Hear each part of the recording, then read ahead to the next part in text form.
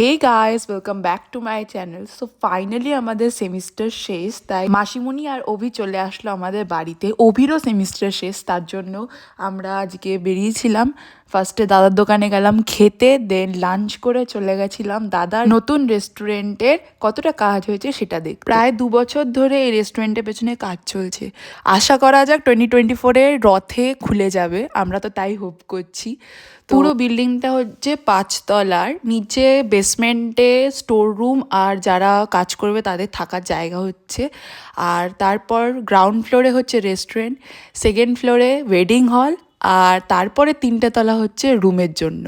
আর ওপরে রুফটপের একটা ব্যবস্থা করা হচ্ছে। তোমরা কমেন্টে জানিও এই শটটা তোমাদের কেমন লাগলো। আর আমরা এর পুরো মুভিও দেখতে গেছিলাম, তো সেটারও একটা শট আসতে চলেছে। আর ওপেনিং এর দিন আমি একটা ফুল ভ্লগ দেওয়ার চেষ্টা করব। তো এই শটটা ভালো লেগে থাকলে প্লিজ ডু সাবস্ক্রাইব। দেখা হচ্ছে নেক্সট শট।